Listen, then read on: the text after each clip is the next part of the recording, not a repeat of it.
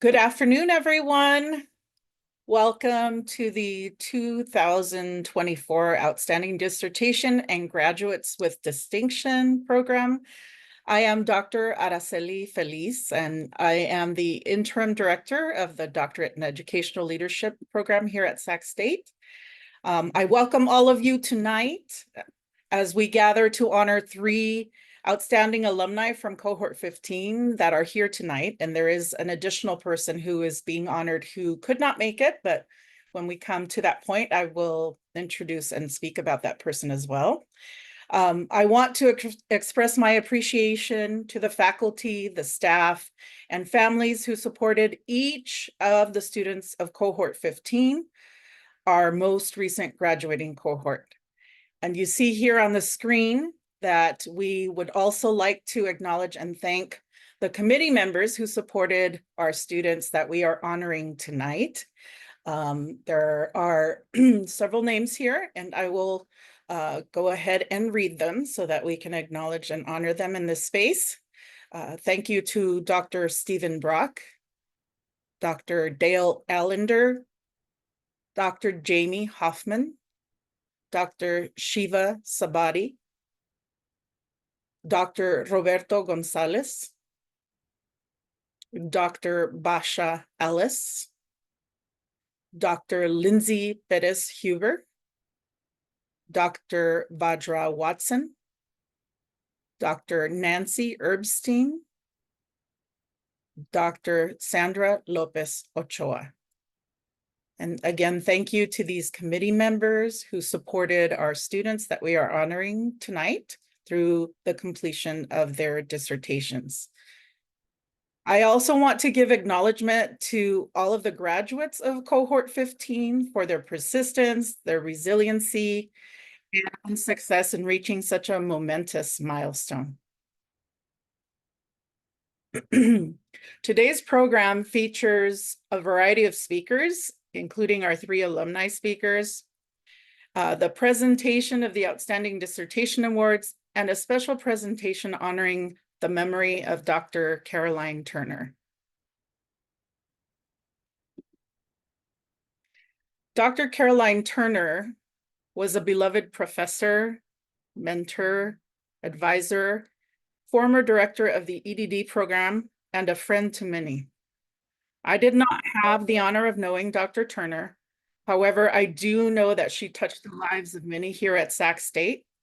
And for that reason, we have invited some distinguished guests here tonight who were former students and who will be speaking to the memory of Dr. Turner. Next slide, please. We also want to encourage anyone who would like to honor the memory of Dr. Caroline Turner to contribute to higher education. Dr. Turner's family has established the Dr. Caroline S. Turner Endowed Scholarship here at Sac State to support first generation and farm worker students. These were the student demographic that was near and dear to her, although obviously she supported many and touched the lives of many students throughout Sac State and the state of California. Please consider donating through the QR code listed or contained on this slide. Next slide, please. Oops. Sorry, scoot back. So tonight we have 2 guests that will be speaking to the memory of Dr. Caroline Turner, and I welcome Dr. Wang and Dr. Murguia. And they are both here and have a few words to share with us about Dr. Turner. So we would like to start first with Dr. Wang.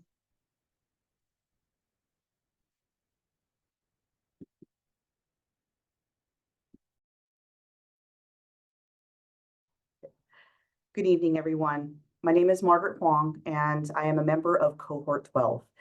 Thank you to Dr. Feliz, Dr. Brunda, and Tina for allowing me the time and space during such an esteemed event to honor Dr. Turner.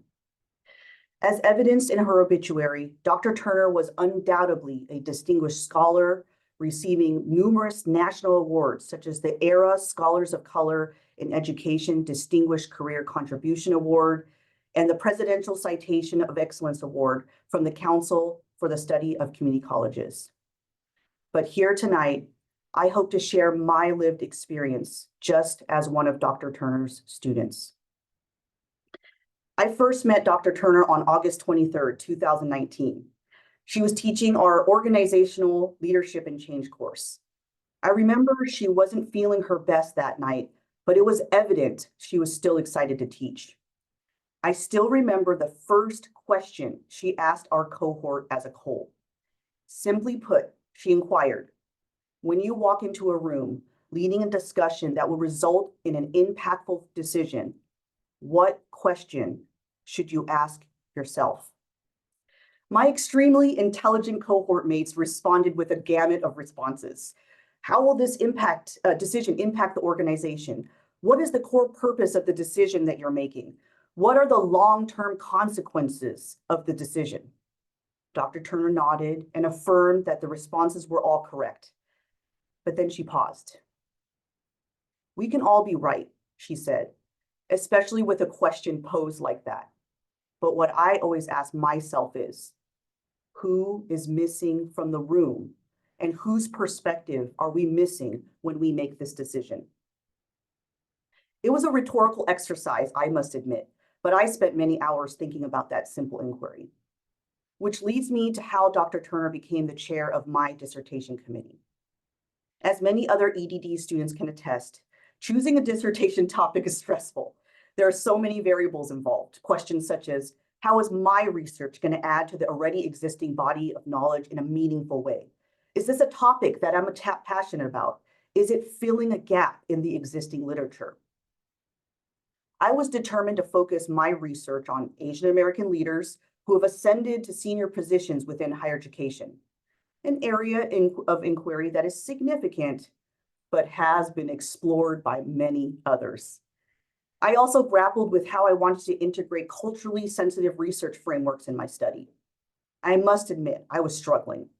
But then I remembered the question Dr. Turner asked our class on August 23rd, 2019. Again, simply put, who is missing from the room? Back to the literature. It was then where I noticed that much of the existing research related to the topic I intended to explore was predominantly framed around populations selected by their ethnicity, institutional roles, or genders. What was missing was the perspective of those who came before us, our elders, or in my eventual study, retirees. I remember sharing this idea with another professional colleague who works at another higher education institution who wasn't quite as enthusiastic as I was.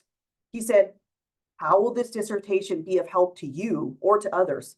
They're retirees for a reason. I remember feeling deflated. On a whim, I emailed Dr. Turner and I asked her if I can arrange a time to meet with her. When I shared my potential research topic, not only did she validate its relevance, but she also offered personal encouragement, reinforcing my confidence in the direction I had chosen.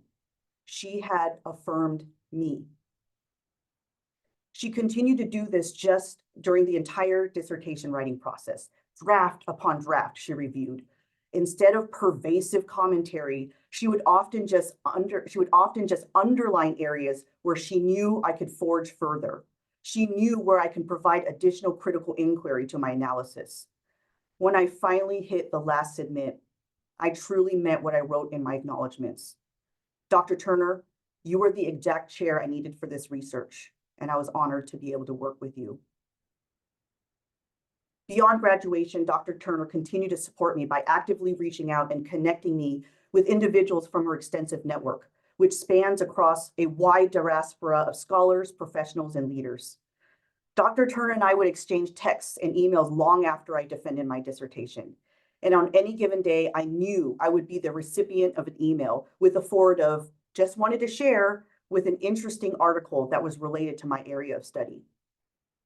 And in the spirit of qualitative research, I scrolled through the many months of exchanged texts between us and realized a theme emerged. She knew I could continue to contribute to the literature and firmly encouraged me to do so. Here's just one of the many supportive texts she would send me, sometimes out of the blue. Hi again. I know you're very busy, but want to encourage you to keep writing drafts of your paper from your dissertation. Send me any draft, even the drafty drafts. Dr. Turner was far more than a dissertation chair for me. She was a mentor who, with quiet yet unwavering conviction, affirmed my growth, not only as a scholar, but as an individual. Her support went beyond academic guidance, offering me both intellectual and personal validation. Dr. Turner touched countless lives, and I continue to thank her for her guidance, her passion, and her wisdom. Her legacy and academic works will inspire us for years to come. Thank you, Dr. Turner.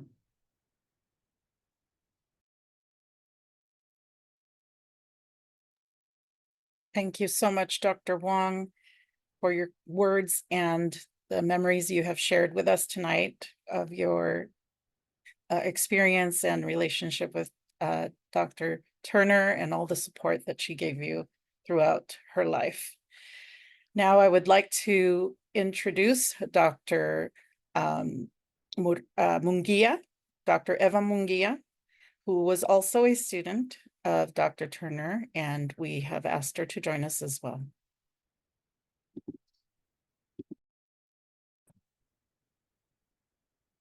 Well, good evening, everyone. I'm actually in Texas right now, so I'm actually 2 hours ahead of your time. But again, I want to thank everybody from the EDD program, especially Dr. Barunda. Many of you, Dr. Felice, I don't know. I actually was in cohort number 3 at the beginning of the EDD program. It's great to see that we're at number 15, cohort number 15. It's unbelievable. Just because, again, I was on the 3rd cohort. It's been a while, and I graduated in 2013. But talking about Dr. Turner, I definitely have a different approach with Dr. Turner. At the beginning, when I met her, was in 2009 when I started the doctorate program. I will be honest, I don't remember what was the first class I had with her, but the one that made the most impact in my life was the qualitative methods class.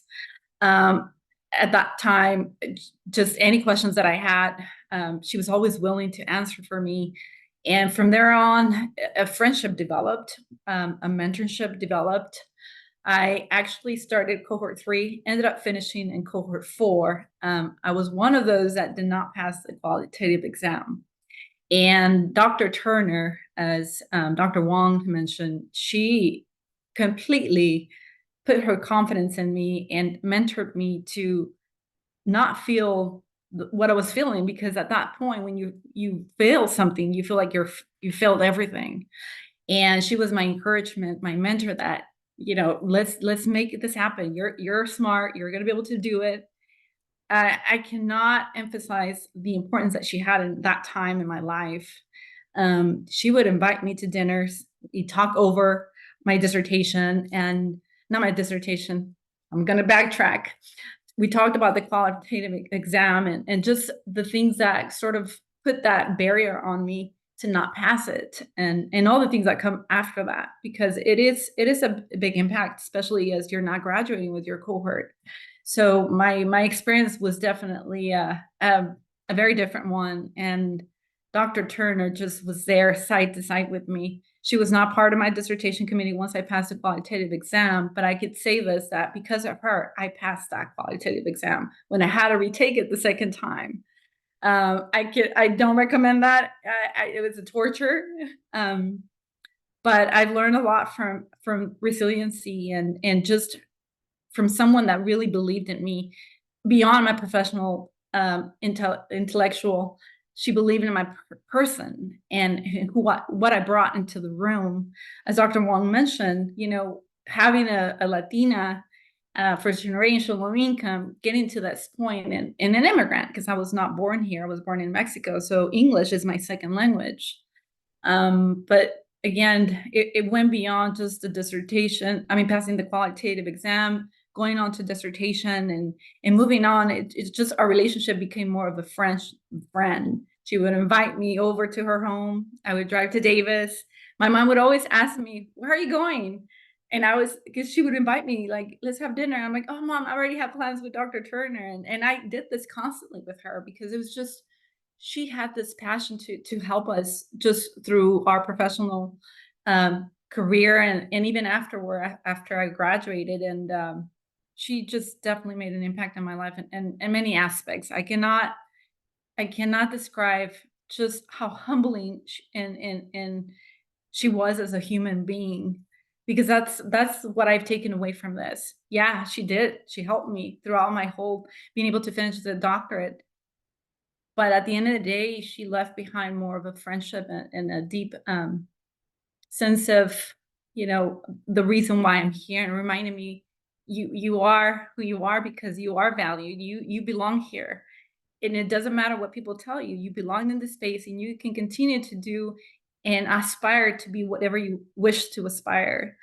When she was diagnosed with cancer, I actually moved to Texas. So I didn't know that she had cancer.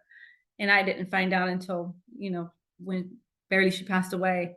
But she leaves behind so much. And again, more than a scholar, for me, her friendship, her human nature, the person that she believed, we all have a space here as people that want to continue to make change in our higher educational system, because there is still so many barriers for many of us. But things have moved along because of people like her and people that are in the EDD program, our professors. They've been amazing. The administration, they support you, and she always moved that forward and really taught her students to look beyond that and connect to, of course, with her networks.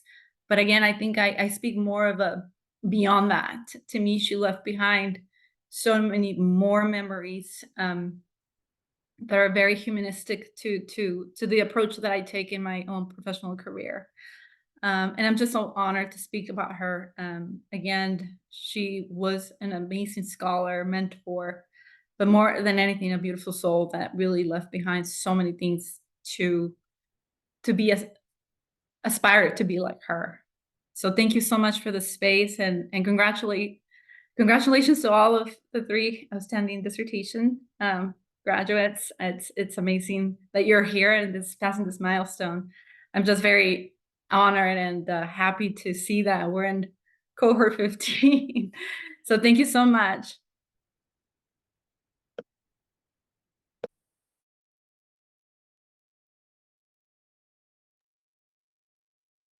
Thank you so much, both Dr. Wong and Dr. Munguia. We appreciate your presence here tonight.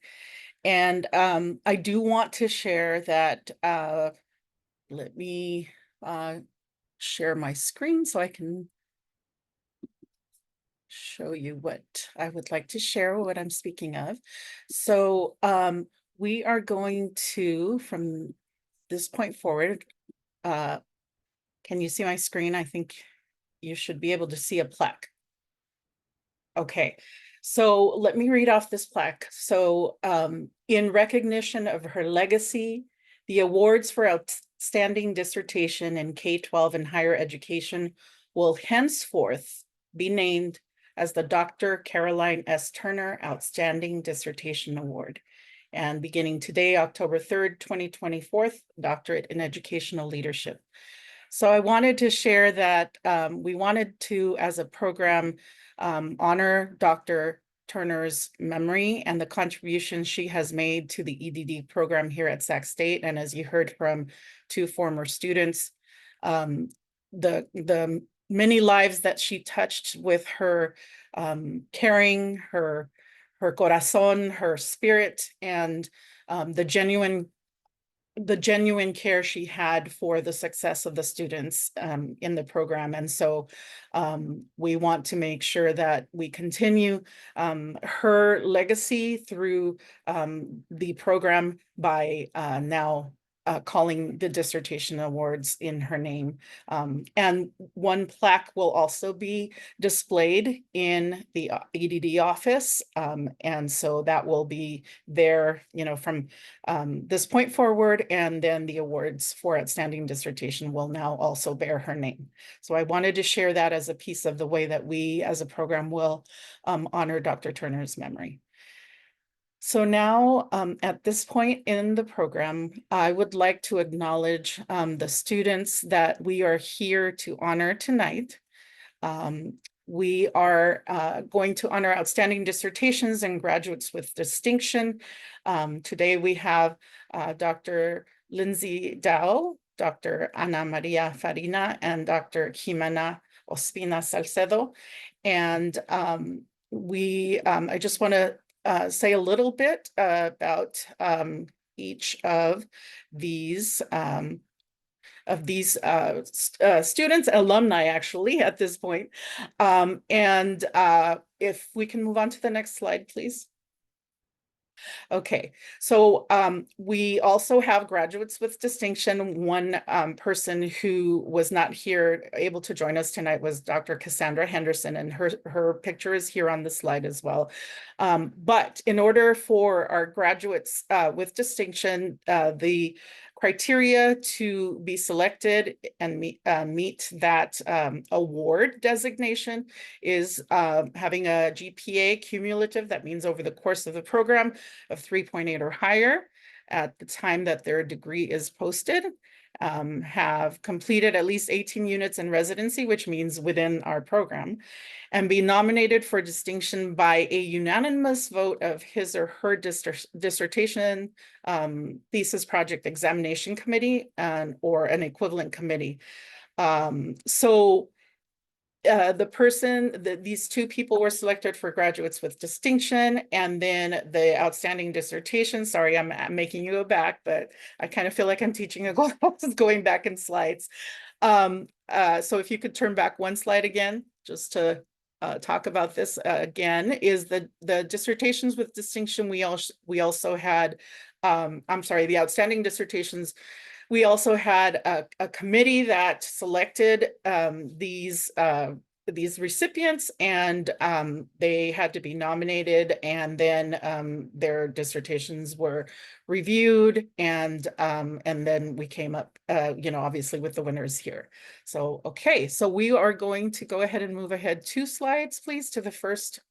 Okay, so tonight we have with us Dr. Ximena Ospina Salcedo, and she is currently the Director of Membership and Programs at Diversity Abroad and Adjunct Faculty at Middlebury Institute of International Studies. So Dr. Ospina, her dissertation committee members were Dr. Vajra Watson, her chair, Dr. Sandra Lopez Ochoa, and Dr. Nancy Erbstein. Her dissertation title, The Latinx, Latine Student Cuentos of Rupture to Nurture, Understanding the Study Abroad Reentry Experience Through Generational Dreaming. Welcome and congratulations, Dr. Ospina.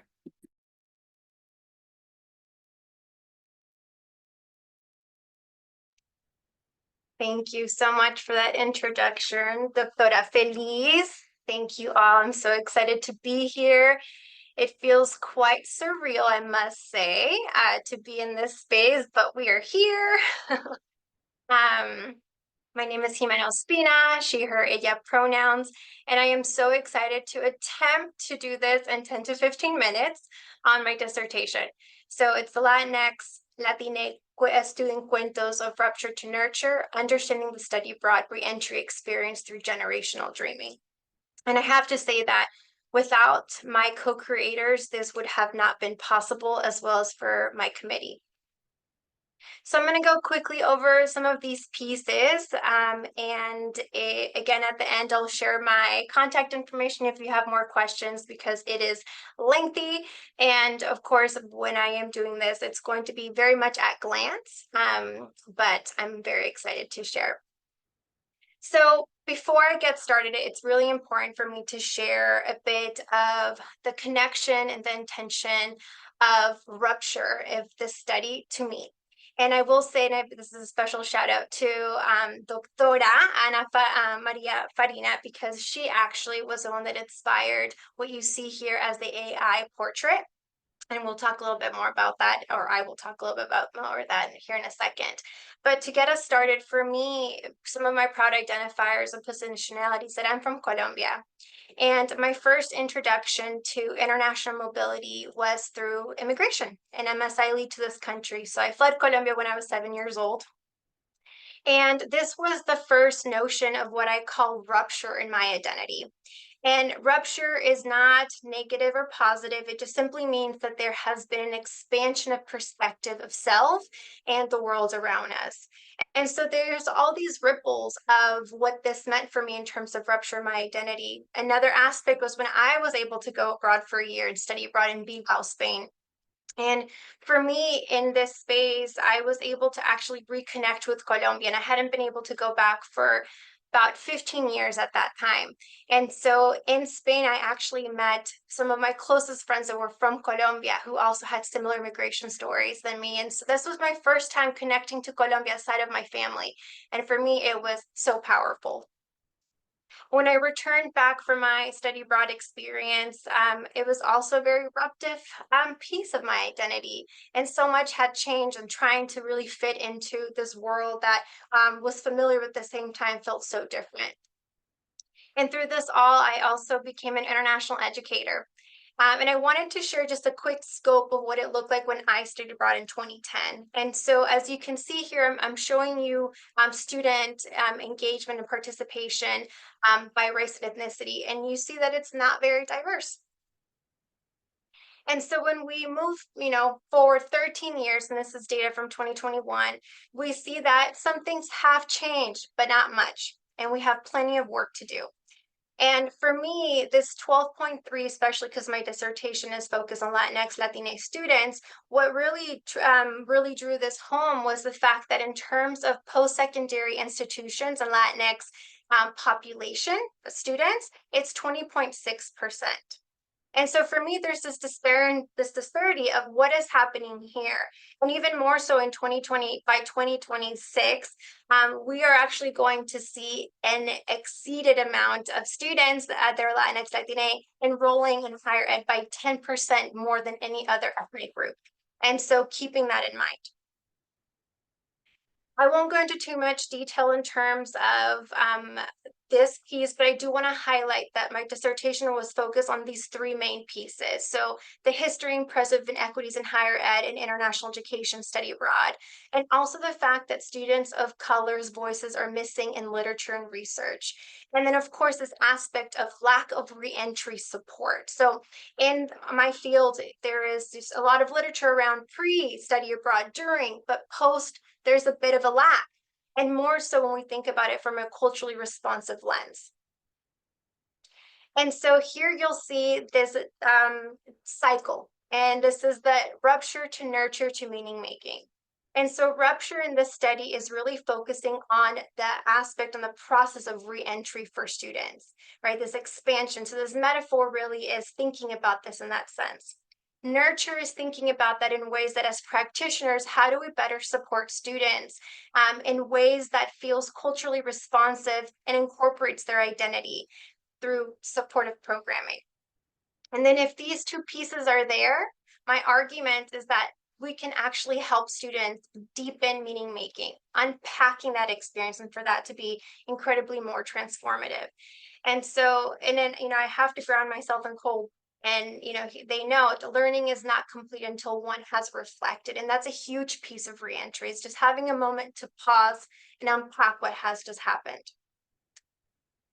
So in order to do this, and I feel like with dissertations, things get very complex in the brain, at least it did for me. And I was trying to do so much and tried to analyze so many different pieces that finally, after many just trials and errors and drafts, a framework came alive. But even more so, it evolved with the co-creators, and I'll introduce them here shortly. And so I wanted to look at identity development and career readiness, but I wanted to hear this from students in ways of how they were responding or related to situations that allowed for these pieces to come alive. And this is grounded in Latino, Latina, and it's a branch of critical race theory, because I'm looking at the intersections of race with other identities, and also hopes that we are doing some social justice work in international ed. And so as the co-creators came in and started actually shaping this research, more the expansion of the framework expanded. So spirituality and generational dreaming were also ways in which folks were responding to or relating to situations and contexts. And of course, other pieces came alive too. So it was also grounded in power, solidarity, and belonging in the collective. I won't go into too much detail on the research design of all of this, but I do want to amplify that in order to get to the cuentos, the stories. I did lean into amazing scholars that do work around cultural intuition, prácticas, and testimonios. So I just want to give them a shout out here. And so these are the co-creators. These AI characters were created through their stories, plugging it in, key pieces, and they came to life through these portraitures. A lot of this was also hoping, because I wasn't able to sit with all of their stories, there's 15 of them, to be able to bring to life more of their stories, even if I couldn't. This could have been, you know, a 1,000-page dissertation if I was allowed to. And so hoping with these portraits, it allowed for that to happen. And here you notice that they've created pseudonyms. And these pseudonyms were rooted in people in their lives that had inspired them, guided, supported them through their study abroad journeys. And I also asked them the very difficult question to try to wrap up their whole experience studying abroad into 3 words. And so you see that they have some of these descriptive words. Some of them used a little bit more, but that was okay. To give you a little bit more scope of the co-creators, these are the locations where they studied abroad. And I also asked them about their proud identifiers, and this is what they shared. And for me, this was crucial in the research and in the study, because it just really brings home the notion that our community is not monolithic. So this is my brain. Welcome. And so a lot of what this research started was with these 2 grounding questions that I've been really contemplating for a lot of years in my field. And a lot of it is, how does reentry, how is this processed through an identity lens? And then how are we supporting students in reentry program to affirm their identities? And so these research questions came to life. And so one of them being really thinking about how, if at all, is culturally relevant reentry programming happening, and not that much. And then in terms of research question 2 is, in what ways does identity shape and impact Latinx, Latina students' study abroad process? And then question 3 and 4 is really rooted at identity development and career readiness in terms of reentry support and how it can really support this piece. From these questions, themes surface, and I won't go into all the themes, but I did want to zoom in a little bit more on the themes and how they played with the framework and how the cuentos, the co-creators, shaped all of this. And so these are 2 of the questions, the research questions, and this was one of the main themes. And from this one main theme, sub-themes happened. And so we had Americanness and Latinidad abroad, the power of the mother tongue and code switching, first generation and many first all at once, navigating whiteness and colorism, gender expression and challenging masculinity, gender identity through the lens of safety and empowerment, elevating and dimming of queer identities, added perspectives through one's economic background, and guidance of a higher power.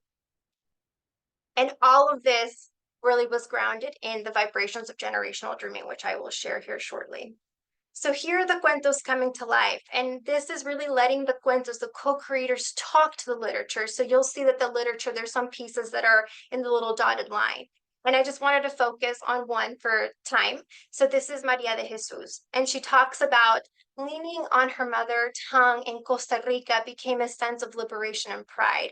And for her, she was always told not to speak Spanish in the United States. And this was a way that she was able to really ground that.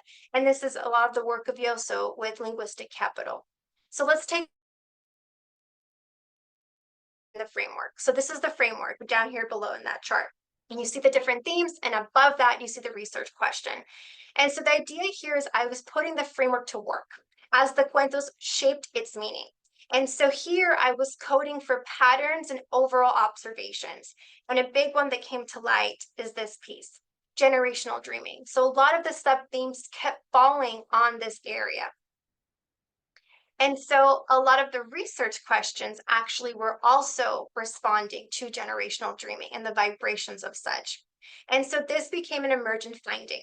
And you know, the co-creators shared about collectively dreaming with ancestors and families and their hopes for their potential future children as study abroad, as reentry, as all these pieces came to life.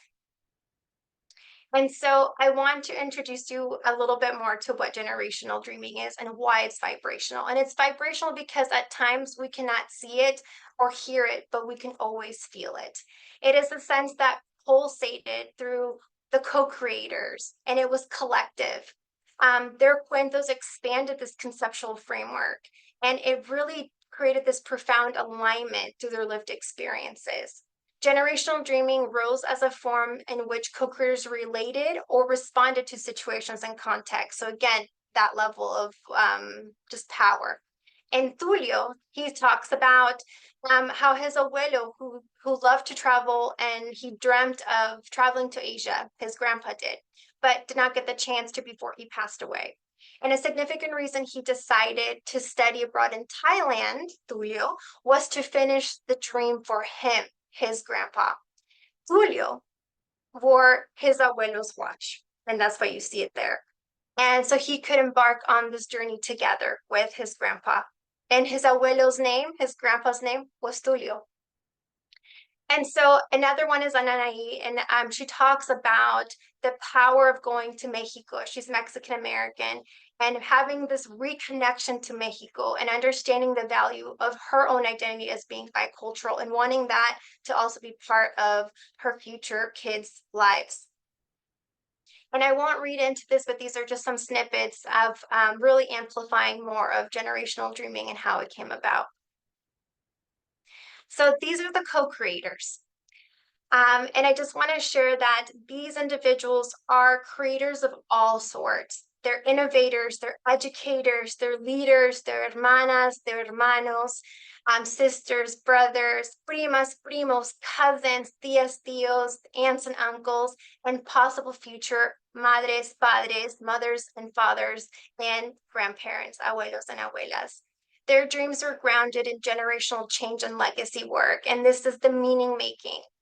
A piece of this thread was their study abroad journey, the rupture, and to have that space to unpack and deepen those connections, nurture, is essential for themselves and for our future generations.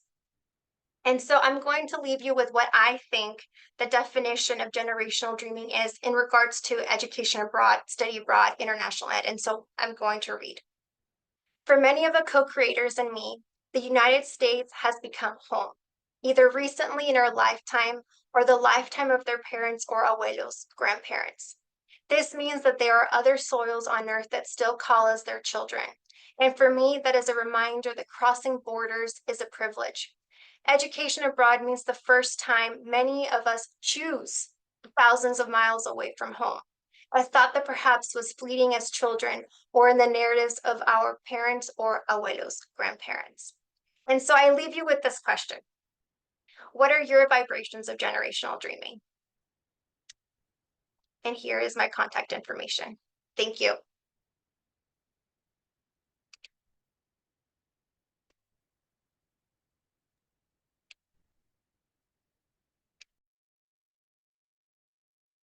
Thank you so much, Dr. Ospina. That was very powerful. And I will say that your definition of the vibrations or the general dreaming, that resonates with me so much. And it just, your research, I have to say, is just so groundbreaking.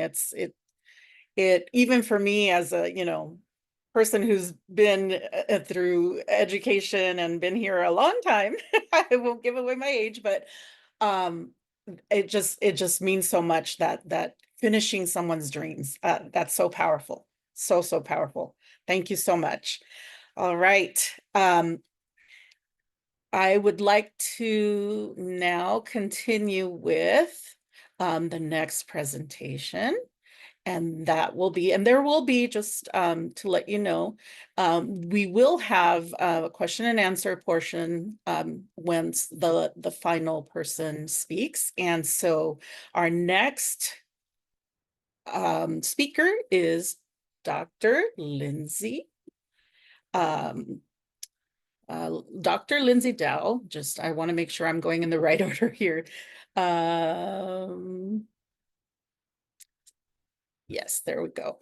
Okay. And Dr. Lindsay Dao, she is a lecturer in the College of Health and Human Services and a faculty fellow advisor for the Health and Human Services Success Center at Sacramento State University. And Dr. Dao's dissertation, But What If I Succeed? A portraiture study on bicultural identity, major choice, and academic persistence. Welcome, Dr. Dao. Thank you very much. All right, let's start this show. It's always nerve-wracking to see if your slides will work. Am I good to go? Excellent. All right, thank you, everyone. So throughout my presentation, I hope you're able to be present and to let your perceptions pause so that you may briefly understand what it is like to be Southeast Asian American bicultural individual who is trying to live and emerge between two worlds in hopes of attaining a better life for themselves and their family. So the purpose of this study is to examine factors influencing Southeast Asian American students' process of navigating their bicultural identities to understand the transition experience when entering and exiting the pursuit of a nursing major. Well, what's happening and when is it happening where Southeast Asian American students stop their pursuit of the selective major and have persevered in academic attainment due to finding their best fit major choice? Nursing education programs continues to be a popular major choice amongst university students. It is well known that nursing is a highly impacted program. Here you can see the current climate in the academic nursing field. Patterns indicate that the percentage of qualified applicants who are not enrolled in the program are increasing, and it's evident with what's currently happening in our own backyard at Sac State. Looking at the numbers for the spring and the fall 2022 term, we have to wonder who makes up the 60% of applicants that are declined. The 2022 CSU School of Nursing reports identifies the qualifications to be enrolled in the program. As your GPA increases and your T-scores increases, a student earns more points. Now, there are measures to increase equity, such as if you're first generation, from an underrepresented marginalized group, complete service hours or clinical hours, you may earn additional points. But here's the actual reality. The numbers on the right indicates the average scores of applicants who were accepted into the BSN program. You need to be extraordinary to be considered an applicant in the competitive program. So why are some individuals, specifically Southeast Asian American students, continuing to pursue a nursing major despite inability to meet the competitive enrollment requirements? There exists an abundance of literature examining that Asian American students are more likely to choose a major through a collectivist lens. But here lies a dilemma for some individuals. Research in the past decade, along with emerging research, indicates inappropriate matching of career development continues to happen in the pursuit of this particular profession. There is an alarming concern that mismatching in the pursuit of nursing leads to the student to have a delay in the degree completion due to a major change. They incur increased costs such as student loans, all the while impacting their overall psychological well-being. The inability to meet the competitive enrollment requirements alongside uncertainties of, do I, as an individual, really want to be a nurse? If I have been hardwired since childhood, adolescence, and perhaps early adulthood, if I hear it enough, and if I say it enough, shouldn't it be true? Shouldn't it make sense to pursue this field? As the student navigates their academic experiences and come to the realization that nursing is not it for them, the implications of mismatching or delayed major switching impacts not just the livelihood of the student, but the families and the cultural communities as well. College majors is one of the most prevalent topics in higher education, and over a third of students switch majors during their time in college, suggesting the need to examine major choice and timing of major choice as a significant variable to degree completion rates. Perhaps for Southeast Asian American students, the concept of major choice is not necessarily a choice at all. In the literature review, there are many identities of being Southeast Asian. The words in the red indicates the additional identities of Southeast Asians when in comparison to East Asians. Literature also indicates identity confusion and conflict are prevalent in first and second generation Southeast Asian American adolescents and young adults. Major choice in nursing is complex because of the evolution of identities, and there may exist conflicting views of their heritage and dominant cultures because of the differing value system that lives within those cultures. A culture is a living and breathing entity. This research is built upon a one-sentence concept that I came across from an article from Ma and Zhao, where what if we, instead of viewing students failing to be accepted into the STEM major, it isn't due to a leaky pipeline in the STEM program? What if we built upon a strength-based lens of helping students find a career that aligns with their aspirations?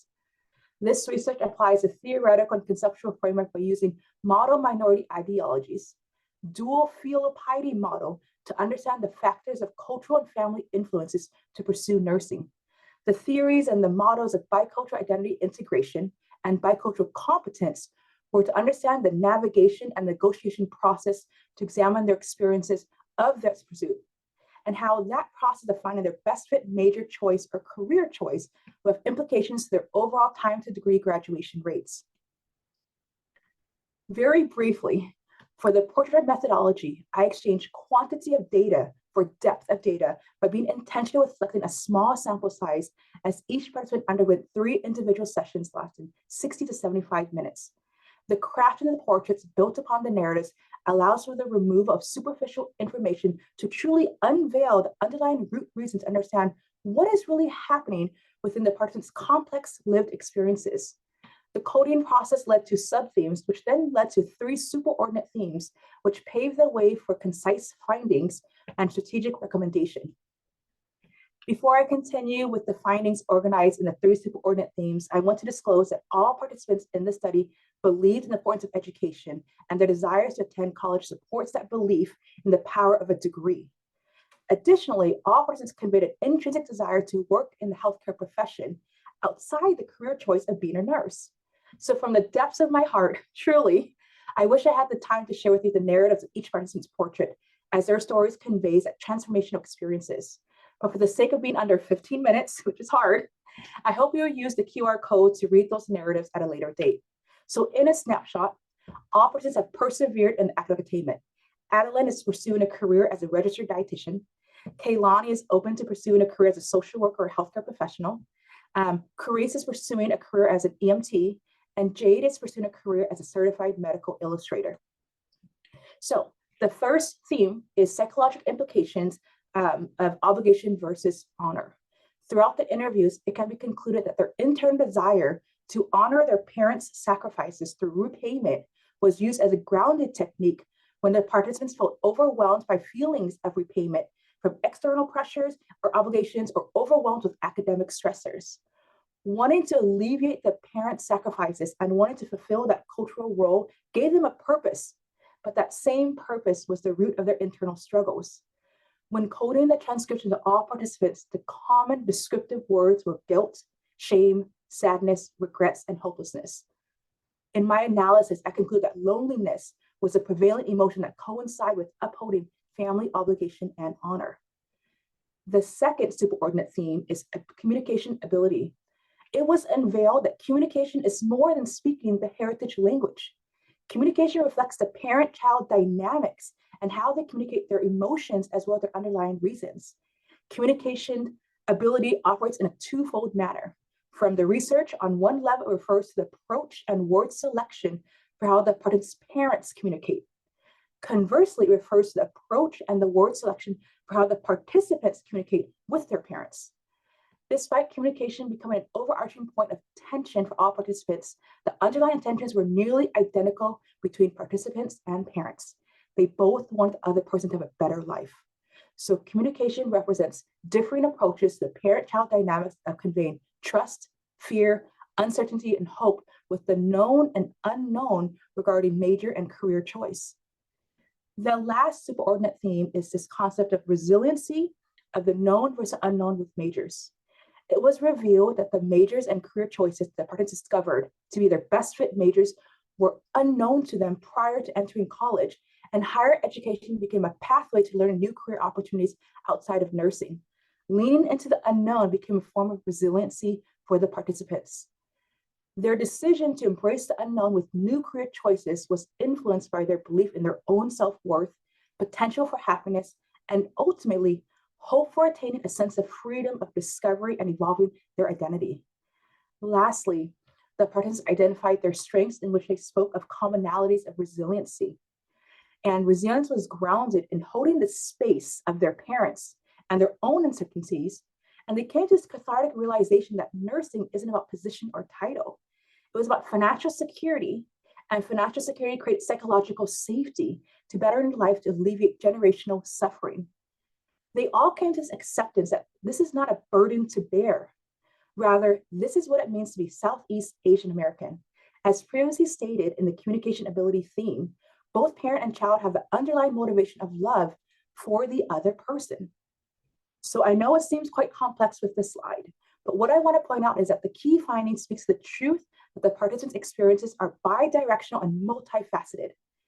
From the interview questions, I just want to highlight a particular result that all participants are in a physical and mental place of perseverance with their new majors and career choice. And their process of navigating and negotiating major choice as a bicultural Southeast Asian American included very high levels of psychological implications among the participants. They reported guilt, shame, but they also reported self-harm and self-thoughts. They report having mental breakdowns at high levels of loneliness and sorrow. For the findings, I want to highlight an important key finding in which all participants spent 1 to 2 years wanting to end their pursuit of a nursing major before actually switching their major. All participants voiced their uncertainties or disinterest to pursue a nursing major to their families, yet it took 1 to 2 years later before they finally took that leap to move forward with their own major or career paths. So I really want to reiterate my statement from the beginning. For Southeast Asian American students, the underlying reality is that the concept of major choice may not necessarily be a choice. So what does this all mean?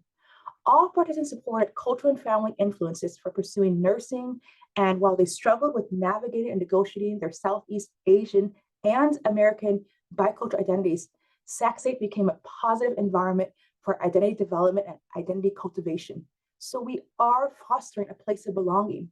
However, the timing of attaining bicultural competence in relations to major choice does have implications to time to degree completion rates. Jade finished in 4 years, Carice in 5 years, Kaylani 5 to 7 years because she's still a student, and Adeline 7 to 8 years continuously, and she's still a student. The narrative porch of each participant provides a detailed explanation that the reason to end the pursuit of a nursing major is not necessarily due to the STEM's leaky pipeline phenomenon, but rather because nursing is a mismatched major choice. And the participant's process of attaining that major identity congruence correlates with the time to degree completion rates. So I want to end this presentation with the recommendations derived from my research. I want to highlight that as a researcher and as a clinician at Sutter Health, the purpose of this research was to create impactful change that was efficient, effective, and transformational. So I want to highlight one particular recommendation in this policy area. In 2023, a comprehensive audit was completed on the university's advising system, and from that report, President Wood indicated that the university will adopt a coordinated academic advising model. Yes, while the plan includes recommendation of increasing strategic advising within the student's first year, it also acknowledges the deficit of cultural advising. I recommended the following: a culturally centered approach, specifically targeting high enrollment programs such as health sciences that provides advising beyond the first year. Findings from my study suggest major change occurs in the second, third, and fifth year. So part-time faculty often work in the field and have real-life experiences. All the participants report a contributing factor that helped them to make that decision to switch their majors was because they talked to a faculty who were clinical professionals. So I end this with this beautiful moment. I'm happy to say that as of August 2024, I was approved for a release time in my new role as faculty fellow advisor in the College of Health and Human Services. It's the power of research. And so in my new role, I continue to provide cultural advising needs as well as career exploration support. Thank you.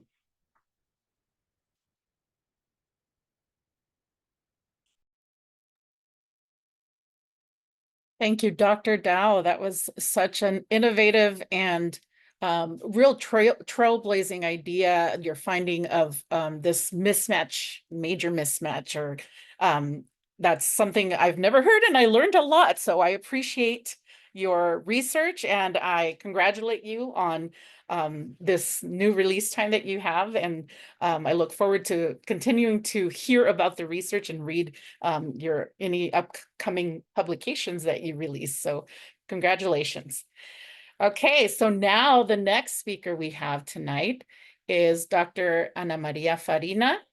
And Dr. Farina is the Director of Communications, Community Engagement, and College Readiness for Vacaville Unified School District, as well as the University Supervisor with Sac State School of Education. Dr. Farina's dissertation is titled Maestros sin Papeles, Chicana Latina Feminist Testimonios of Documented Educators. Welcome, Dr. Farina.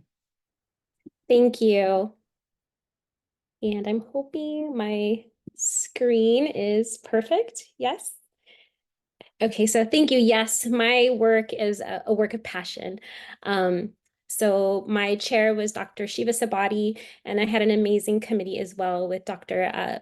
Ellis from Sac State, Dr. Roberto Gonzalez from Harvard, and Dr. Lindsay Perez Hooper from Cal State Long Beach. And so they were amazing in helping me get to the finish line. So first, to introduce my topic, it's specifically on documented teachers or maestros sin papeles, because as a principal at a middle school, I did not know that among my care of teachers was an undocumented teacher, or as she related, una maestra sin papeles, a teacher without papers. And so that really got me thinking, and as I dove in more and in our classes, you know, and I fell in love with crit theory, I really dug in, and I found that there was a gap in the literature. There was this emptiness of that needed to be filled with the richness of the stories of our documented communities. And so I provide you with this critical context that in 2020, they estimated that there were 14,900 documented teachers in the United States who served our students every day in our school communities. But when I kind of dove further in our state, because I'm a California girl, we were home to the largest number of documented teachers, followed by Texas and Illinois. But if I dove even further, California has the largest population of undocumented college students at roughly 83,000 students. And in our K-12 public schools, yearly, we have about 250,000 undocumented students today enrolled in our public schools that we teach. So I was frustrated. I couldn't find a lot of information on undocumented teachers or documented teachers. And so this project became, and in all honesty, was truly inspired by one of my teachers, because I didn't know what to do or help. And so I dove in and I dug deep.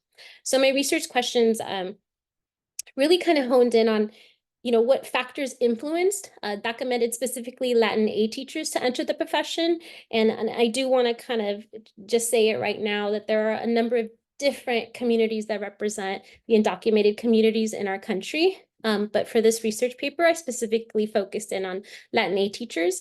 I was curious about how their lives, their vivencias, how that experiences, how that influenced their classroom practices and their relationships with their students and their students' families. And I also wanted to know from them, what supports did they need to persist in this profession that is a challenge today, that it's not easy. And so what do you need to stay with us? And I really wanted to know. And so my work is grounded in LatCrit, specifically the works of Delgado Bernal, Perez Huber, Solosana and Bernal, and of course Yoso, who's like a queen to me. But also I wanted to uplift an up-and-coming scholar, Carlos Aguilar, who is undocumented himself, and he developed this undocucrit theory that really honed in on the lived experiences of our undocumented communities, because it's not a monolithic experience. But as I dove into my work, I noticed that the corazón of my work, the heart of my work, the way that I wanted to conduct it, the way that I wanted to share it with my community, really was rooted in Chicana Latina feminist epistemology, the brainchild of Dr. Dolores Delgado Bernal, who kind of brought this to light. With this, I was allowed to use my own cultural intuition, my own instincts. So in truth, I was acompañada by all of these great scholars and of course my committee and my chair. So how do I condense this down in 10, 15 minutes? In truth, I wanted to do something different. I wanted to do something that was me. I'm a first generation Latina, born and raised here in the Bay Area to Salvadorian immigrant parents, who comes from a mixed status family. And so testimonios, specifically Chicana Latina testimonios, did it for me. It would allow me to conduct semi-structured interviews to capture in collaboration the testimonials of my 6 documented teachers who, it just happened, were from Northern California. And then I found myself actually doing memoing, reflexive memoing after each interview. But what really nailed it for me was in collaboration and in pláticas, honing in on, hey, did I hear you right? Did I understand you right? Can I represent you this way? Is this wrong? Is this right? And so that is when my 6 documented teachers truly became my co-collaborators. And I know you heard Dr. Ospina say that. And when we say that, we don't say that lightly, because this isn't me doing research on my community. This is us doing research together and presenting it for the world to see. And so these are my co-creators, but honestly, I can't take credit. The shout out goes to Dr. Morgan, who said, hey, this would be a really cool idea to bring people to life in a way that was also protecting of them and their statuses. And so what you see here are my co-creators and where they're from, representing Mexico Lindo, but how I envision them, because Latino culture, we like to give a lot of nicknames. And so you can see, you know, Alfredo the Wiz, Alma la Fortaleza, Mariela la Persistente, Víctor el Campeón, Viridiana la Guerriera, and Zoila la Ilusionada. These were the co-creators that I truly fell in love with their stories and who they were and what they represented and what we have to lose if things don't get right. And so my research findings, and again, really condensed, so I'm going to try to highlight some, was you know, it really supported the literature that was out there in terms of why they entered the profession. But for Latin documented teachers, there's a lot of corazón a part of it too. So early exposure to the profession, positive schooling experiences. What was interesting for me was sometimes we come into this profession because of subtractive schooling experiences. But for those in this study, it was not the case. It was positive schooling experiences. This idea that we wanted to be of service to our community. And of course, radical change. We wanted something different. We wanted education to be truly transformative. But what really opened up was this, in their words, that they were cultivating what I then called classroom convivencias, that they were creating these bridges, these cultural bridges or puentes culturales between school and home. And what supports did they need to persist? They needed spaces of professional convivencia, spaces where not only to be seen and live in community, but to be in support, to create spaces of resistance in our professional setting. And then let's keep it real, guys. Like, they need financial assistance to remain in the profession, because Lord knows they don't pay us enough. They needed DACA processes to be streamlined and flexible and people to understand what that's truly like, because you don't understand it unless you're living it. And in truth, a pathway to permanent status. And I can't do it justice, so I choose their words to do it justice. And so going back to this idea of convivencia, for us to see each other, and this is from the beautiful work of Dr.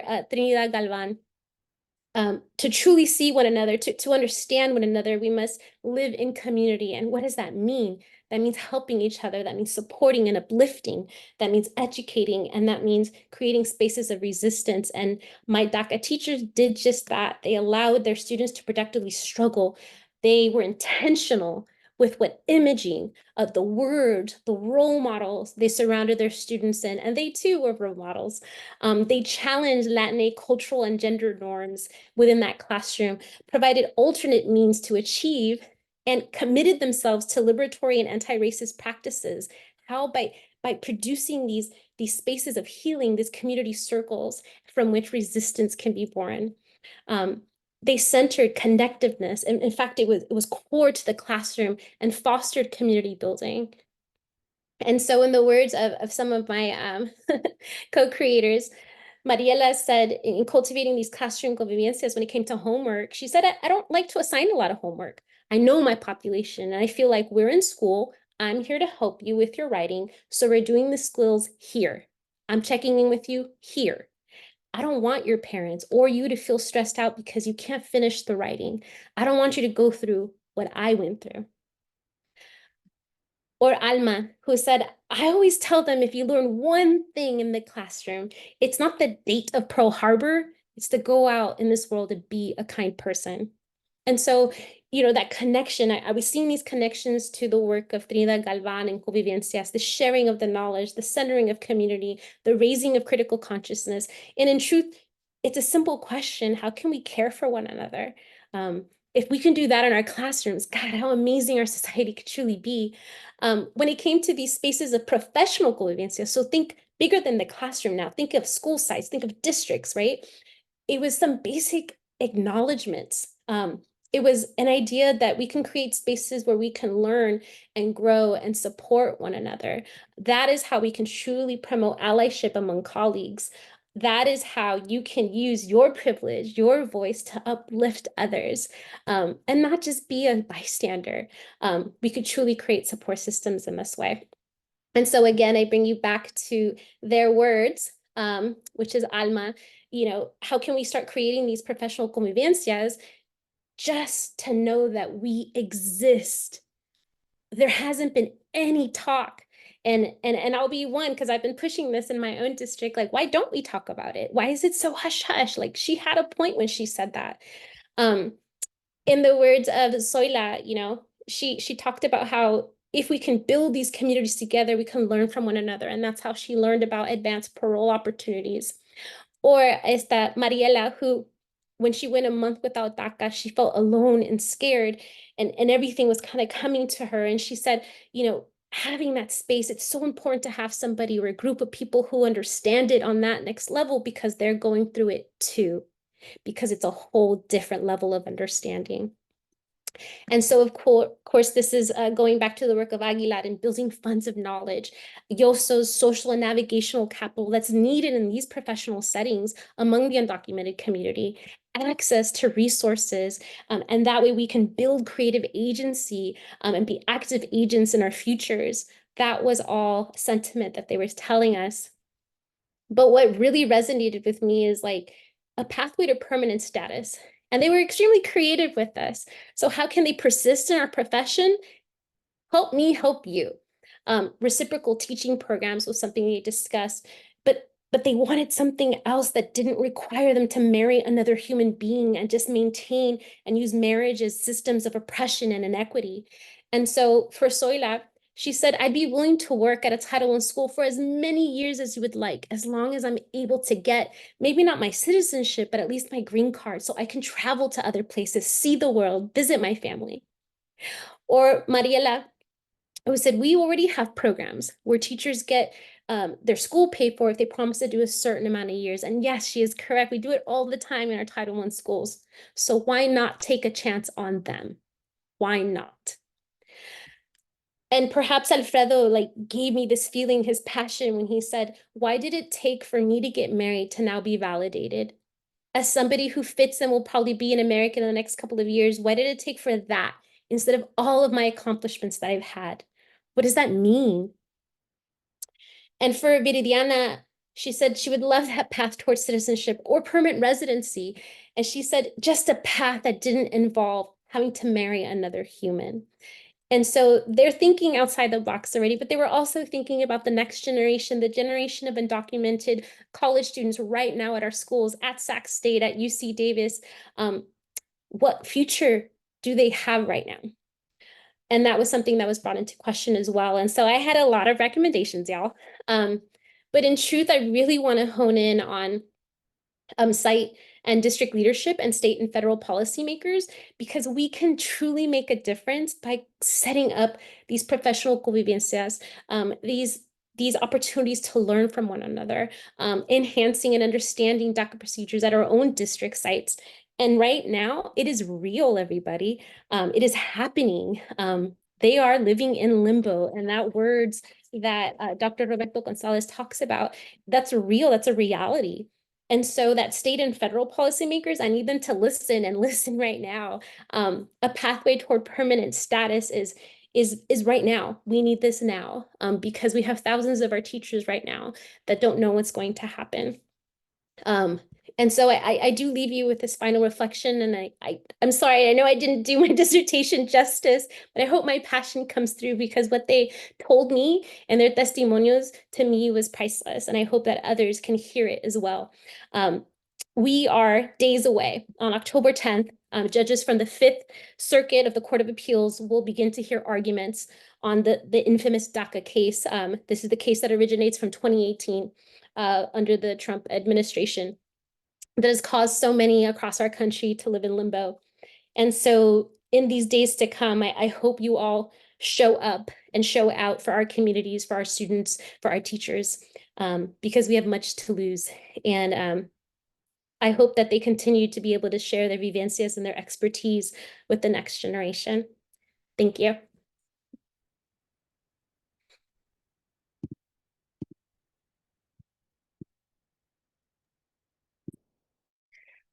Thank you, Dr. Farina. Your research is groundbreaking, and your passion and your excitement for this work is evident in your presentation. And I just want to say thank you for amplifying the vivencias of the documented educators in our region and across the state, with our EDD community here, as well as the greater community, and your mention of this upcoming date that is very important and significant and consequential for many educators and students. So thank you, gracias.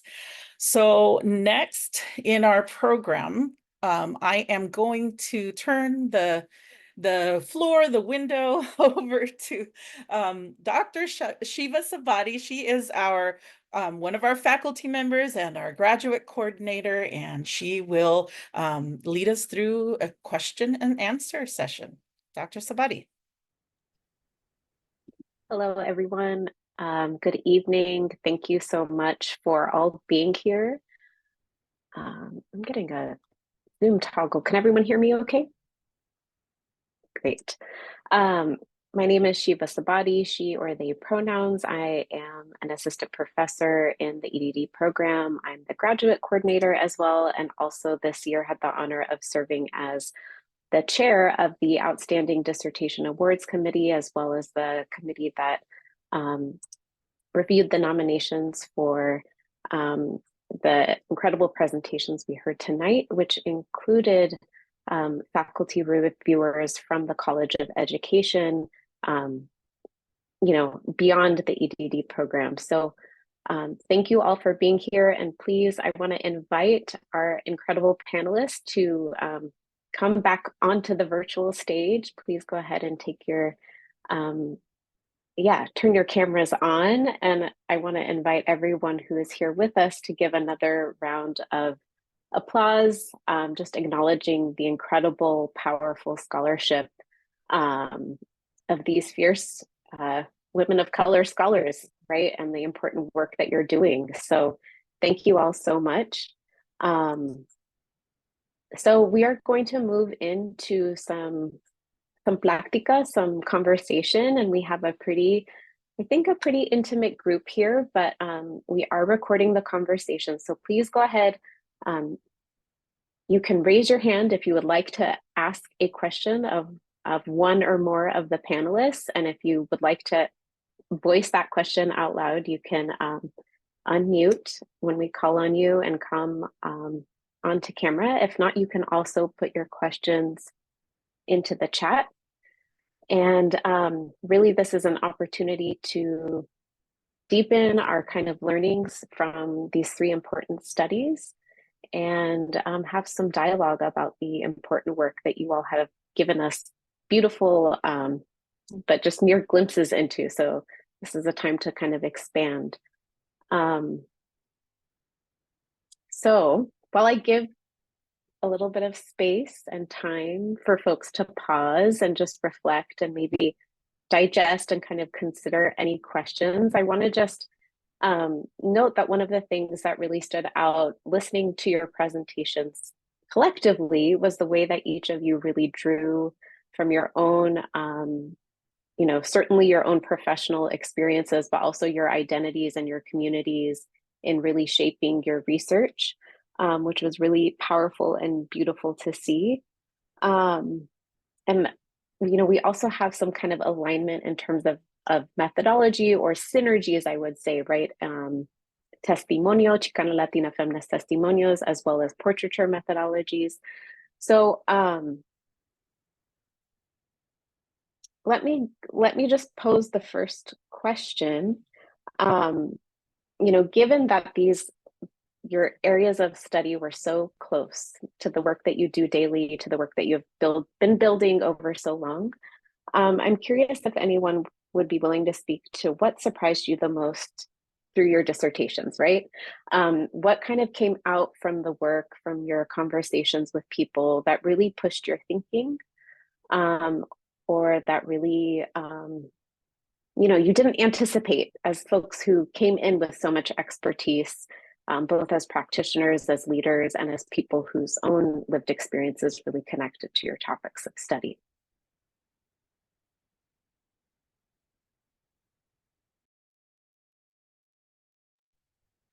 I can, do you want to go, Lindsay? No.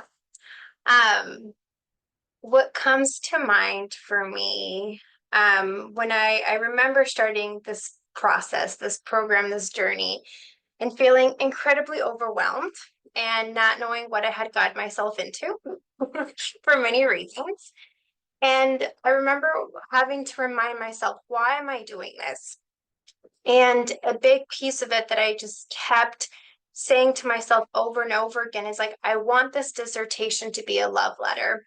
And while that may sound really corny, for me, this work is very personal. And as like same with my colleagues here, it's such personal work. And I see that being impacted in my community. And so for me, I think that a big piece, and I remember early on not having much knowledge on research and talking to a colleague saying, where do I incorporate storytelling in a dissertation? Is that even possible? Like, is that even rigorous enough? Like, what does that look like? And then I started delving into all these scholars and my mind was just blown. And I realized a dissertation is art. And I think that was my biggest takeaway, that this is an artwork. It's a creative process. I love that. And I agree with everyone in terms of it could have easily been 1,000 pages. There are two things I took away from a analytical lens, I guess you can say, critical analytical lens, is I wanted to make sure that my portrait methodology really used the approach of art and science to deliver results. And I wanted to make sure that my intentions of using a really small sample size with 3 extensive long interviews was to really get to the root of what's happening. Because I wanted to make sure that the recommendations in my mind, I want to make sure that the recommendations can be implemented to make immediate change. Because then in my mind, more students are falling through the cracks. Health science is a new major. It's 3 to 4 years old. Health science is now the largest major. Health science is being marketed as a pathway to nursing. And so it becomes almost capitalistic to say, oh, you want to go to nursing? Come to health science, come to health science. But when you major in health science, you don't reserve a spot in nursing. And so I felt that higher education capitalizes on students' dreams without really understanding what's happening. And so how do we, in this environment with degrees, accolades, research, doctorates, etc., how do we use our intellect to create intentional strategies that aligns with our students' hopes and dreams and aspirations? So how do we feed into wanting to go into healthcare because they want to serve others, they want to help others, but then how do we make sure that we help them move towards that path versus through in 2, finish in 4, get our numbers up. And so that was one of the biggest takeaway I had, was I needed to make sure that I uphold my own commitment to not just the students, but to my communities. The second one on a personal level is I didn't realize how emotionally invested I would be, to the point where I felt enmeshed. 3 weeks before I defended, I called all my committee chairs and I asked for it incomplete to go in the summer, 3 weeks before. And it was, just as you said, Dr. Sabati, is these are our stories. And so my committee member said, is it because you're sharing your stories? Because it's very vulnerable. And I realized that this became a place where students' voices are heard and authentic voices are heard. And I feel that with this portrait methodology, being able to say it's an art, it's a passion, but also understanding that we need to be intentional to truly serve our students. And I felt that this method was perfect. All our methods were perfect to really see what's happening and really take into the truth. Yes, I echo both of you queens. Like Ximena, or Dr. Ospina, perdón, was how did I want to tell this story? And I knew I wanted to do something based in my own culture. The cuentos, the way that, like, you know, las tías and comadres would come and talk and share stories. That's so organic and truly rooted in Latino culture. And if you know a Latina, then you know we like to talk. And so I knew testimonios was where I wanted to go, but how? I think this process truly opened my eyes that my cultura, my historia, my vivencias, our experiences, our scholarship, and we belong in the academy. And the way that we conduct our research is different because it does come from the heart. And so I always go back to, you know, scholars like Dr. Perez Huber, Dr. Dolores Delgado Bernal, and who kind of paved that way for us. And I was obsessed, and I was watching videos, and I'd be like, hey man, like, watch this one. And it was so helpful because it affirmed that what I was doing, yeah, I should do that. Yes, I should bring the stories, las historias de testimonios, and I call them testimonios, and I chose to because it is a call to action. Get angry. You know, our kids deserve better. Our teachers deserve better. And when I say get angry, I was at a career fair at an institution, and an undocumented student teacher comes up to me and asked, you know, hey, is there any possibilities that I would be hired by your district? And I don't have DACA because they're not eligible for DACA right now. And that's when I got angry, and I was like, I'm so sorry, like, no, but let's see what happens. Let's see in a couple of days what's going to unfold. And so I think, to me, the dissertation, like Ximena said, this was our heart project. Our corazones were put in it. And we hope people read it and do something with it. And so thank you. I appreciate the brilliance of each of you. I tried to synthesize or capture some of that wisdom and brilliance in the chat as you were speaking. I see Dr. Feliz has her hand up. Dr. Feliz, would you like to ask a question? Yes, I would. For anyone who'd like to answer, how do you see this work continuing, whether it be in your roles or more broadly? I can go, just because I'm doing something right now as director of communications, but I'm trying to work in partnership with our teachers union, because there is no resources for our documented teachers in my own district. And I know they're there. And so how can the teacher union and the district come together in partnership to support? And so trying to figure out how to do that in a way that's not outing people, not putting people at risk, but supporting them. I think that's really important. And also arming people with what next. Immigrants Rising is a great resource for our documented teachers to stay up to breast. And so getting that out to our documented teachers to me is so important, and knowing like there is support.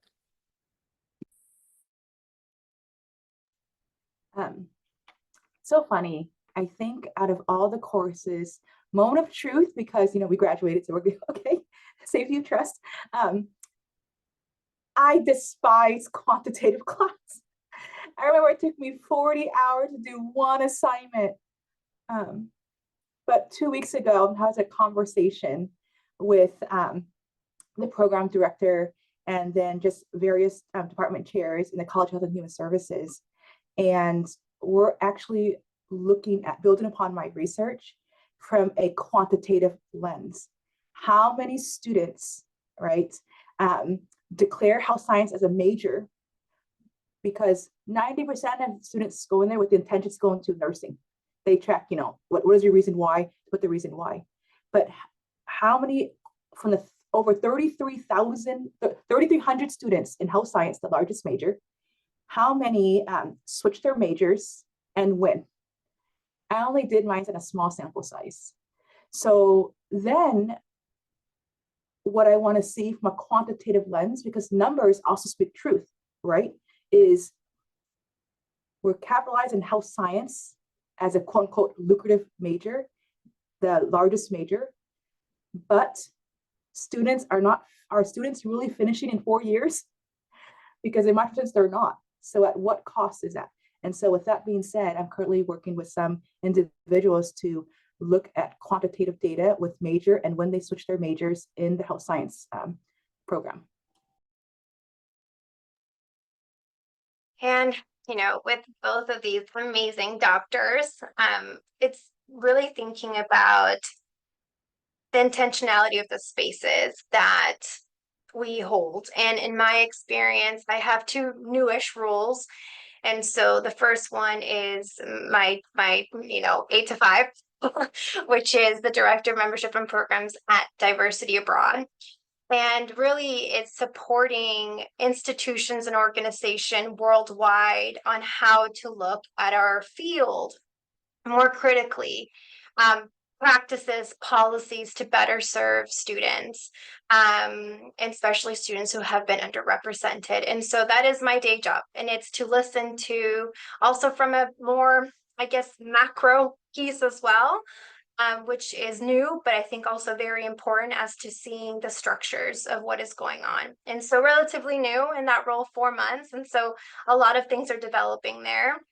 And then the other piece that I still hold dear to my heart is students. And so as adjunct faculty at Middlebury, I teach for the International Education Management Program. So individuals that are international educators or want to become international educators, and coming into that space with a critical lens and letting people shine and show up in their own experiences and their, connection to international mobility. And not all of them have had the quote unquote international education experience or study abroad. They come in different scopes. And so it's being in those spaces to change and honestly heal our field. That's so powerful, right? To think of healing your field, because I think so many of the spaces that we work within are so, there are many of us doing important work, and yet we're still contending with structures and policies, practices, cultures, right, that are rooted in settler colonial, white supremacist, all the other isms, right, that are also impacting our communities and the very student communities that your work uplifts and advocates for and with. Dr. Dao, thank you for also highlighting how qualitative research, right, that depth and that analysis can be really important in creating, really thoughtful and meaningful quantitative research, right, to get the sort of data and to have the kind of understanding to inform asking the right kind of questions, right? Because we know that numbers say things, right, but we got to ask the right questions. And Dr. Farina, thank you for sharing about your advocacy with your union and for thinking about, what that looks like within, your district and how, you know, this research is already propelling you to advocate for maestros sin papeles. So thank you. I see that we have another question. So Sylvia, would you like to come off mute and raise your question? Yes, thank you. Can you hear me? Great. Thanks everyone for sharing your work. This is just a really good experience to be able to hear the details, and I'm looking forward to reading your work as well. This is, well, being in the 16th year cohort, we're like 7 months away from turning in our work. So I see some of my colleagues here, and taking you back to your third year of work in the dissertation, can you talk about a takeaway that you can share with me? Because any ideas that I can get to help me keep my work balanced, because there's just so many moving parts, right? And so I'm just curious if we can share a takeaway. Thanks.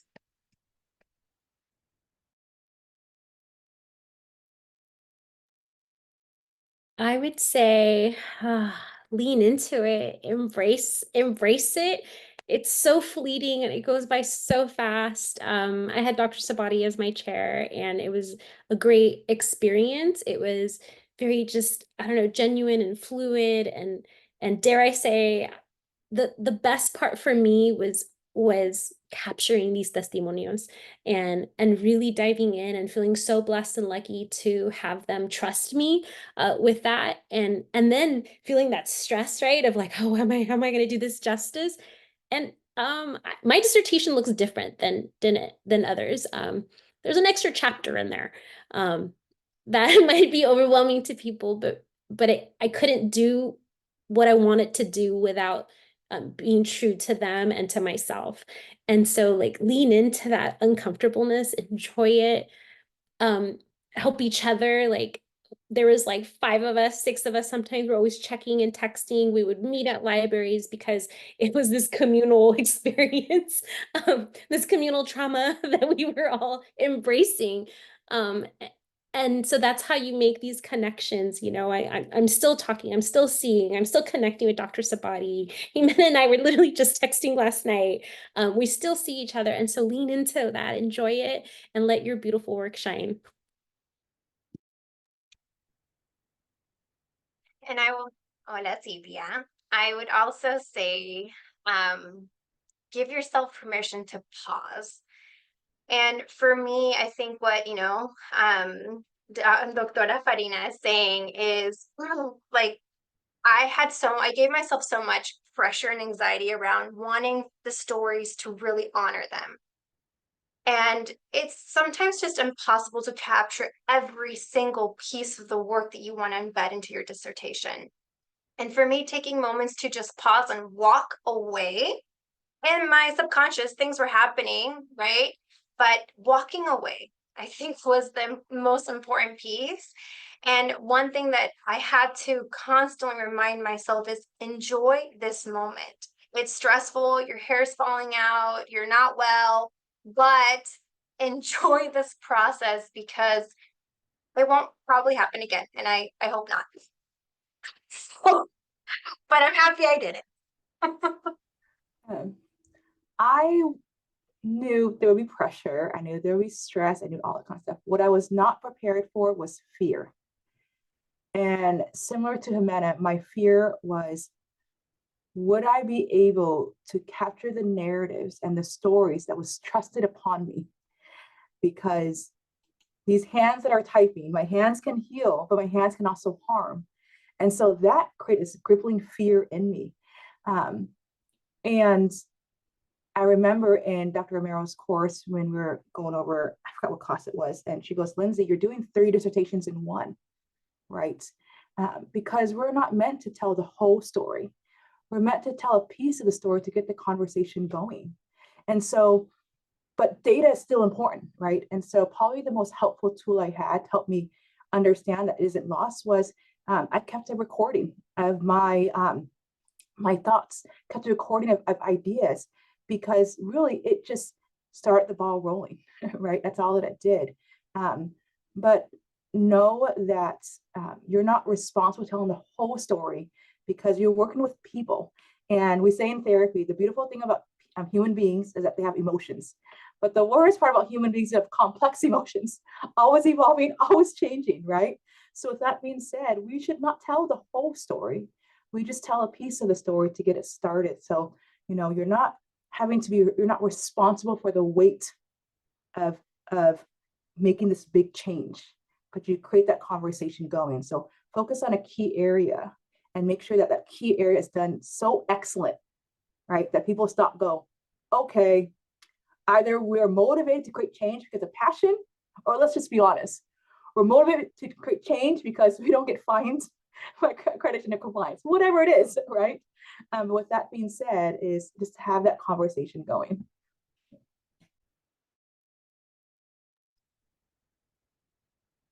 Thank you again for those really thoughtful and profound responses. Sitting here trying to take notes to synthesize some of the themes, always researchers, right? But I got a few into the chat. Also, just what I heard is leaning onto and into your community, right? Your support systems, really enjoying the process, knowing that it's precious.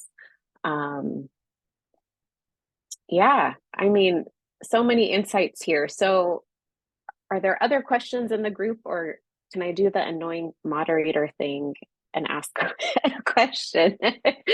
And I also, you all can ask questions of each other.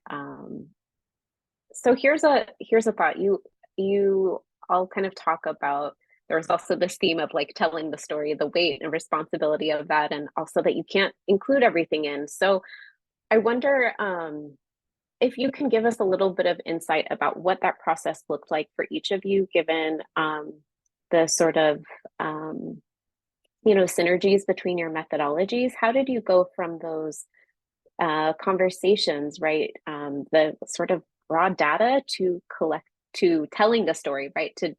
To whether that was the portrait or the testimonial. And if you can kind of like, pull the curtain back a little bit and share like what that process looked like for you, just kind of thinking about how you do the art of braiding the science with the storytelling, the art of it, right?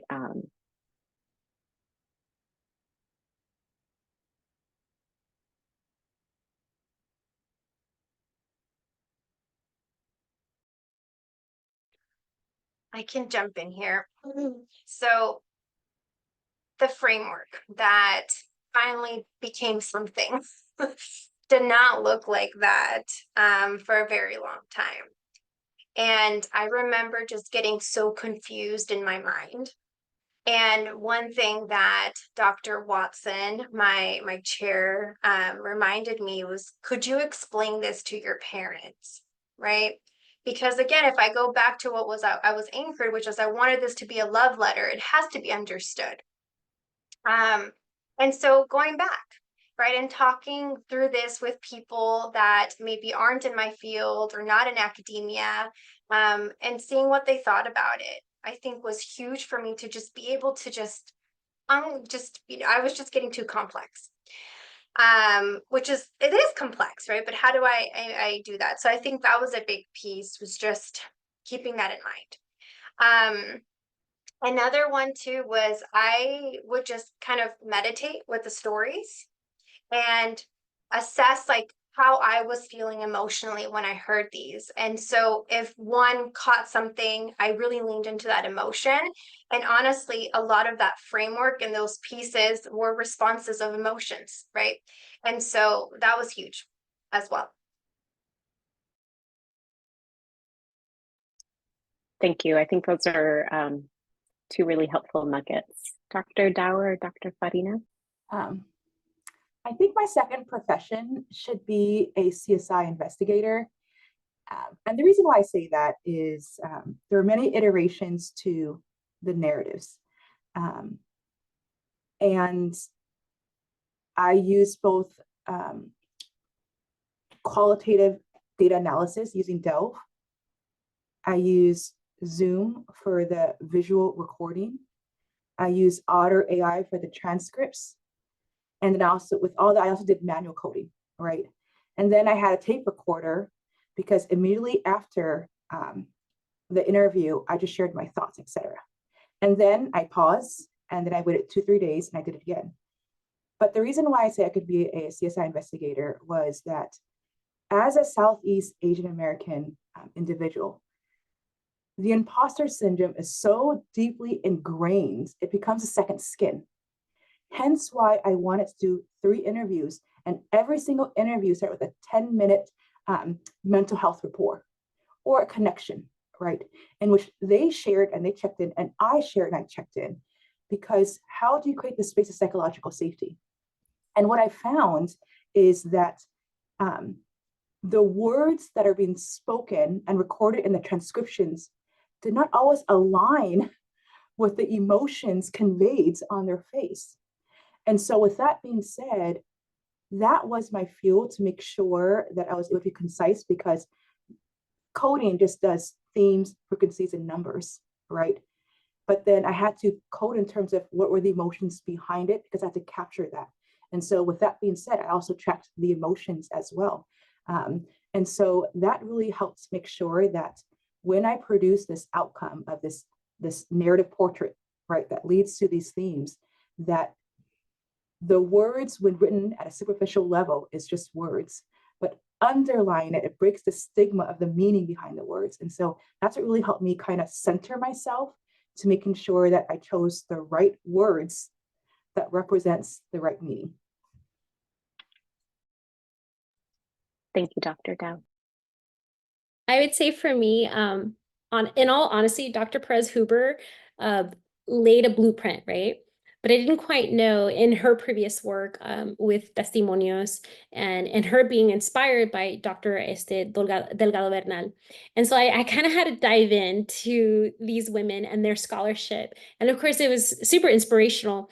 But how was I going to do it? Like for me, how was this going to work in this research? And so, of course, I used Chicana Latina feminist epistemologies, and with that was centered that testimonio as that methodology. And so capturing those stories, those lived vivencias of my DACA teachers.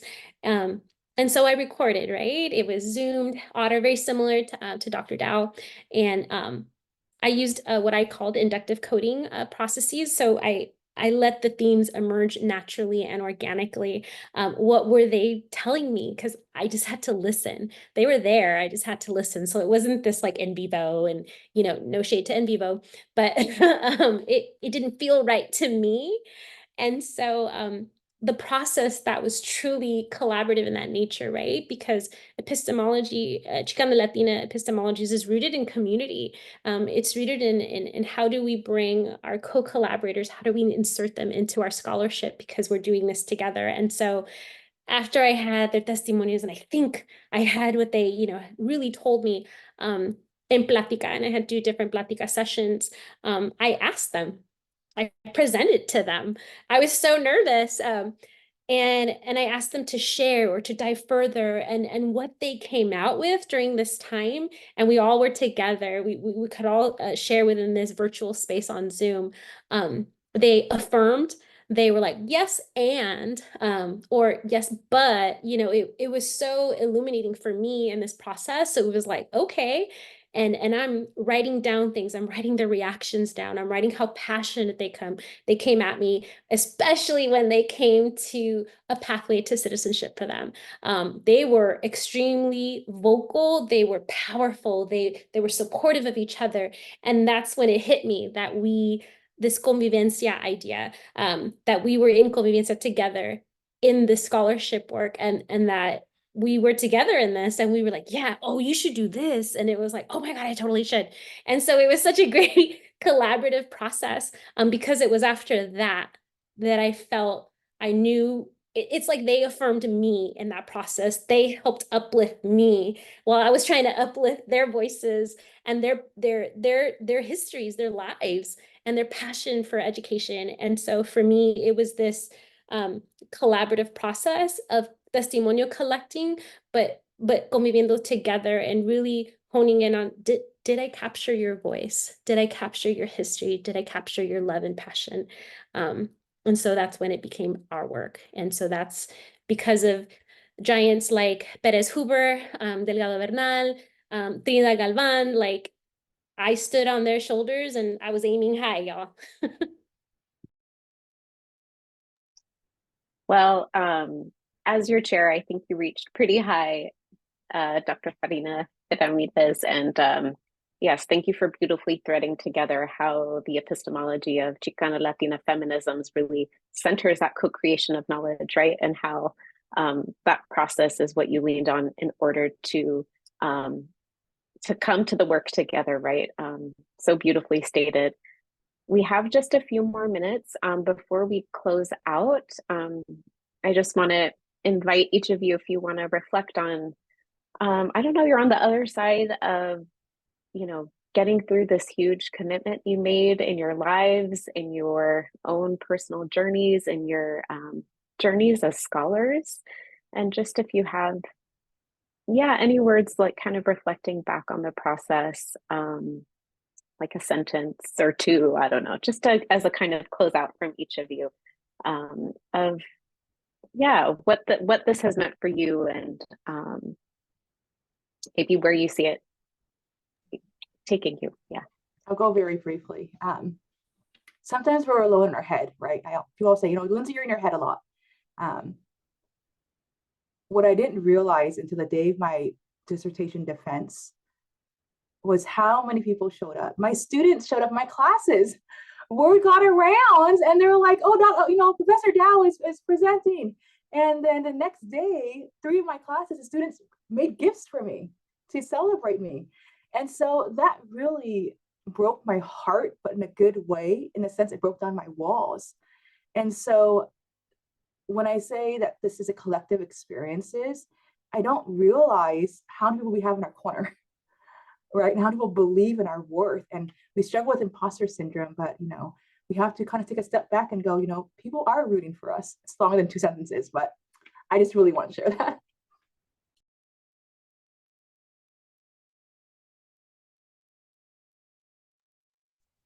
She already made me like tear up. I needed a moment.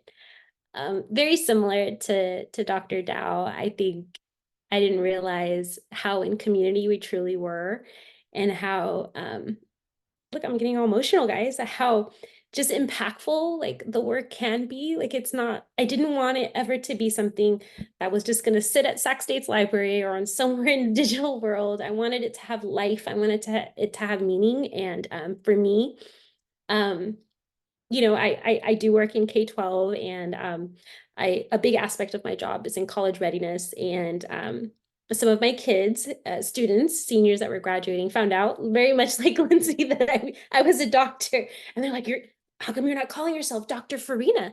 Eres doctora. And I'm like, it's cool, guys. It's all right. And they're like, no. They went out and bought gifts. They made me a special card. They bought me a little placard on the desk. By the way, both of them are now first years at Sac State. And so I realized this responsibility that I feel like I carry now. And as I dive in and hopefully, right now I'm just dipping my feet in higher ed, and hopefully I can have an impact in higher education too. I want to bring others with me. I want to diversify higher education and K-12 public schools.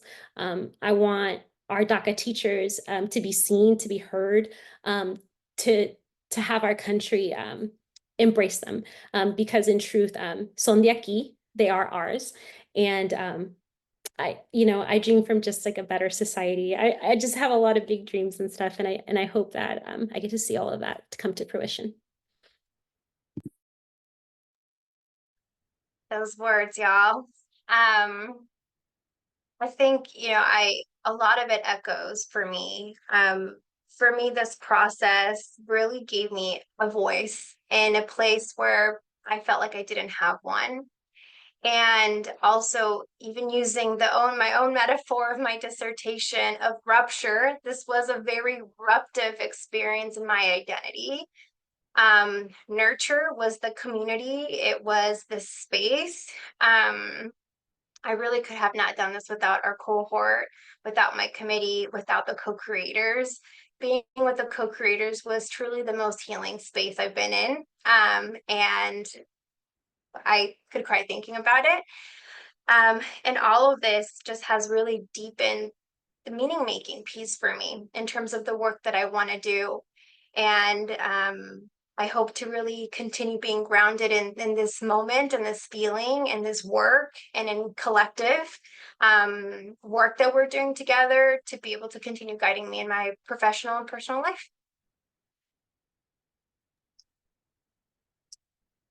Well, I'm feeling just inspired and really moved by each and every one of you, all three of you. So thank you so much for your sharing your work and for your thoughtful insights and wisdoms from your process. I think we'll conclude our Q&A session, and I'm going to invite Dr. Feliz to close us out. Thank you so much, Dr. Sabati, for leading us through that question and answer session. And I want to again thank each one of our alumni who presented tonight. And I really appreciate your presence here and the work that you are doing to make change in our communities and broadly in education. Thank you for that. And I do want to express thanks to all the attendees, our distinguished guests, the faculty, staff, and the committee members who supported each of these students. And also I want to express my appreciation for our office staff, Olivia Johnson, Tina Weekly, and last but not least, Kenya Burton, for all her preparation to make this program outstanding and to kind of lead us through this program. I hope each of you who joined us tonight leaves with the feeling of empowerment, inspiration, and just an overall affirmation of the space that we lived in and shared tonight, that there are people like our alumni and our current students, our cohorts 18, 17, and 16, who are working on finding solutions to